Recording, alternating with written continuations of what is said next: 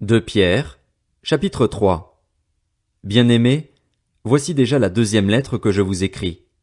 Dans l'une et dans l'autre, je fais appel à vos souvenirs pour éveiller en vous une saine intelligence, afin que vous vous rappeliez les paroles prononcées autrefois par les saints prophètes ainsi que le commandement du Seigneur et Sauveur enseigné par vos apôtres. Sachez avant tout que dans les derniers jours viendront des moqueurs pleins de railleries. Ces hommes vivront en suivant leurs propres désirs et diront « Où est la promesse de son retour ?» En effet, depuis que nos ancêtres sont morts, tout reste dans le même état qu'au début de la création. De fait, ils veulent ignorer que des cieux ont existé autrefois par la parole de Dieu, ainsi qu'une terre tirée des eaux et au milieu d'elle. Ils oublient volontairement que le monde d'alors a disparu de la même manière, submergé par l'eau. Or, par la parole de Dieu, le ciel et la terre actuels sont gardés pour le feu, réservés pour le jour du jugement et de la perdition des hommes impies. Mais s'il y a une chose, bien-aimés, que vous ne devez pas oublier, c'est qu'aux yeux du Seigneur un jour est comme 1000 ans et 1000 ans sont comme un jour. Le Seigneur ne tarde pas dans l'accomplissement de la promesse, comme certains le pensent. Au contraire, il fait preuve de patience envers nous, voulant qu'aucun ne périsse mais que tous parviennent à la repentance. Le jour du Seigneur viendra comme un voleur dans la nuit. Ce jour-là, le ciel disparaîtra avec fracas, les éléments embrasés se désagrégeront et la terre avec les œuvres qu'elle contient sera brûlée. Puisque tout notre monde doit être dissous, combien votre conduite et votre piété doivent-elles être saintes? Attendez et hâtez la venue du jour de Dieu, jour où le ciel enflammé se désagrégera et où les éléments embrasés se fondront. Mais nous attendons, conformément à sa promesse, un nouveau ciel et une nouvelle terre où la justice habitera. C'est pourquoi, bien-aimés, dans cette attente, faites tous vos efforts pour qu'il vous trouve sans tache et irréprochable dans la paix. Considérez bien que la patience de notre Seigneur est votre salut. Notre bien-aimé frère Paul vous l'a aussi écrit, conformément à la sagesse qui lui a été donnée. C'est ce qu'il fait dans toutes les lettres où il parle de ces choses. Il s'y trouve certes des points difficiles à comprendre, et les personnes ignorantes et mal affermies en tordent le sens, comme elles le font des autres écritures, pour leur propre ruine. Bien-aimés, vous voilà avertis. Tenez-vous donc sur vos gardes, de peur qu'entraînés par l'égarement des impies vous ne perdiez la ferme position qui est la vôtre. Mais grandissez dans la grâce et dans la connaissance de notre Seigneur et Sauveur Jésus-Christ. À lui soit la gloire, maintenant et pour l'éternité. Amen. 1 Jean, chapitre 1.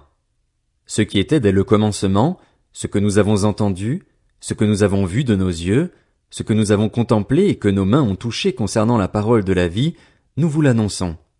La vie, en effet, s'est manifestée.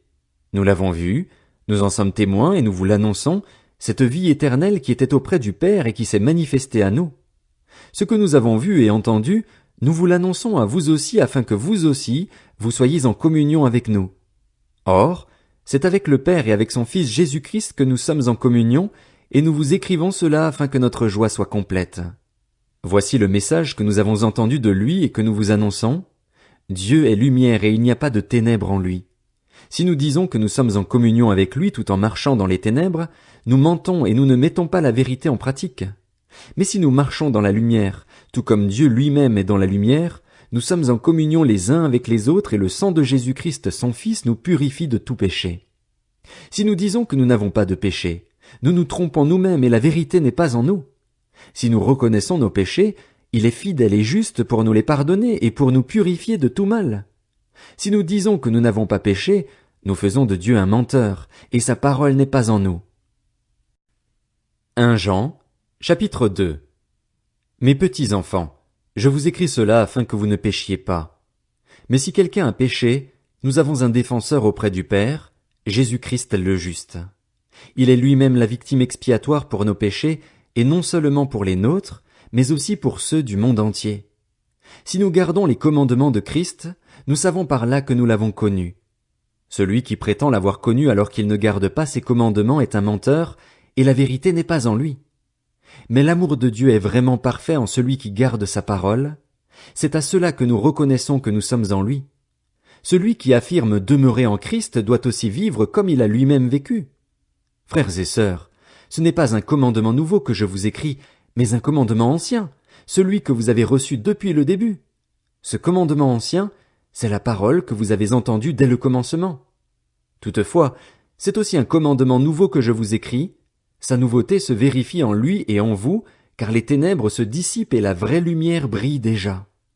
Celui qui prétend être dans la lumière tout en détestant son frère est encore dans les ténèbres.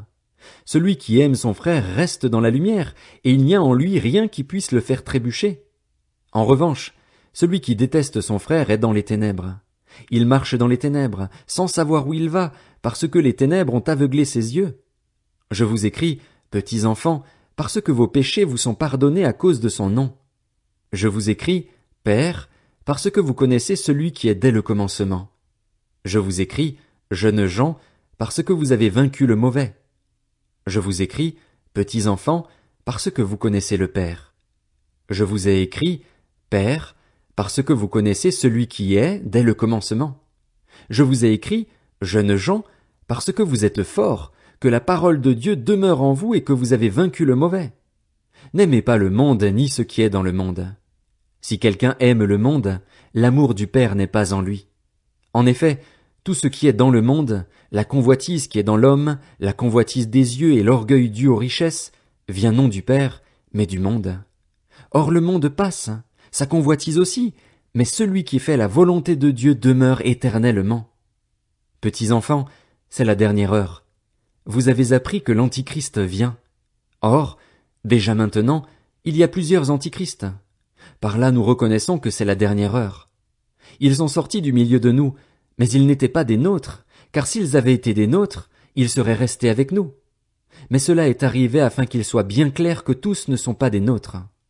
Quant à vous, vous avez l'onction donnée par celui qui est saint et vous avez toute connaissance. Si je vous ai écrit, ce n'est pas parce que vous ignorez la vérité, mais parce que vous la connaissez et qu'aucun mensonge ne provient de la vérité. Qui est menteur? N'est-ce pas celui qui nie que Jésus est le Messie? Tel est l'Antichrist, celui qui nie le Père et le Fils. Si quelqu'un nie le Fils, il n'a pas non plus le Père. Celui qui se déclare publiquement pour le Fils a aussi le Père. Pour votre part, retenez donc ce que vous avez entendu dès le commencement. Si ce que vous avez entendu depuis le début demeure en vous, vous demeurerez vous aussi dans le Fils et dans le Père. Et voici ce qu'il nous a lui-même promis, c'est la vie éternelle. Je vous ai écrit cela par rapport à ceux qui vous égarent. Quant à vous, l'onction que vous avez reçue de Christ demeure en vous et vous n'avez pas besoin qu'on vous enseigne. Au contraire, puisque la même onction vous enseigne sur toute chose, qu'elle est véridique et dépourvue de mensonges, vous demeurerez en lui comme elle vous l'a appris. Et maintenant, petits enfants, demeurez en lui. Ainsi, nous aurons de l'assurance lorsqu'il apparaîtra, nous n'aurons pas la honte d'être loin de lui lors de son retour. Si vous savez qu'il est juste, reconnaissez que toute personne qui pratique la justice est aussi née de lui. 1 Jean, chapitre 3. Voyez quel amour le Père nous a témoigné pour que nous soyons appelés enfants de Dieu. Et nous le sommes. Si le monde ne vous connaît pas, c'est qu'il ne l'a pas connu, lui. Bien-aimés, nous sommes maintenant enfants de Dieu, et ce que nous serons un jour n'a pas encore été révélé. Mais nous savons que, lorsque Christ apparaîtra, nous serons semblables à lui parce que nous le verrons tel qu'il est. Toute personne qui possède cette espérance en lui se purifie comme lui-même est pur. Tous ceux qui pratiquent le péché violent la loi, puisque le péché, c'est la violation de la loi. Or, vous le savez, Jésus est apparu pour enlever nos péchés et il n'y a pas de péché en lui. Ceux qui demeurent en lui ne pêchent pas. Si quelqu'un pêche, il ne l'a pas vu et ne l'a pas connu. Petits enfants, que personne ne vous égare. Celui qui pratique la justice est juste comme Christ lui-même est juste. Celui qui pratique le péché est du diable, car le diable pêche dès le commencement. Or, c'est pour détruire les œuvres du diable que le Fils de Dieu est apparu. Quiconque est né de Dieu ne pratique pas le péché, parce que la semence de Dieu demeure en lui et il ne peut pas pécher, parce qu'il est né de Dieu. C'est à cela que l'on reconnaît les enfants de Dieu et les enfants du diable. Celui qui ne pratique pas la justice n'est pas de Dieu, tout comme celui qui n'aime pas son frère. En effet, le message qui vous a été annoncé et que vous avez entendu dès le commencement, c'est que nous devons nous aimer les uns les autres. N'imitons pas Caïn, il était du mal et il a tué son frère. Et pourquoi l'a-t-il tué? Parce que sa manière d'agir était mauvaise tandis que celle de son frère était juste. Ne vous étonnez pas, mes frères et sœurs, si le monde vous déteste. Quant à nous, nous savons que nous sommes passés de la mort à la vie parce que nous aimons les frères et sœurs. Celui qui n'aime pas son frère reste dans la mort. Tout homme qui déteste son frère est un meurtrier, et vous savez qu'aucun meurtrier n'a la vie éternelle en lui. Voici comment nous avons connu l'amour. Christ a donné sa vie pour nous. Nous aussi, nous devons donner notre vie pour les frères et sœurs. Si quelqu'un qui possède les biens de ce monde voit son frère dans le besoin et lui ferme son cœur, comment l'amour de Dieu peut-il demeurer en lui? Petits enfants, n'aimons pas en parole et avec la langue, mais en acte et avec vérité. Par là nous saurons que nous sommes de la vérité et nous rassurerons notre cœur devant lui. En effet, même si notre cœur nous condamne, Dieu est plus grand que notre cœur et il connaît tout. Bien-aimés, si notre cœur ne nous condamne pas, nous avons de l'assurance devant Dieu. Quoi que nous demandions, nous le recevons de lui, parce que nous gardons ses commandements et faisons ce qui lui est agréable. Et voici quel est son commandement. C'est que nous croyions au nom de son Fils Jésus-Christ et que nous nous aimions les uns les autres, comme il nous l'a ordonné. Celui qui garde ses commandements demeure en Dieu et Dieu demeure en lui. Et nous reconnaissons qu'il demeure en nous à l'Esprit qu'il nous a donné.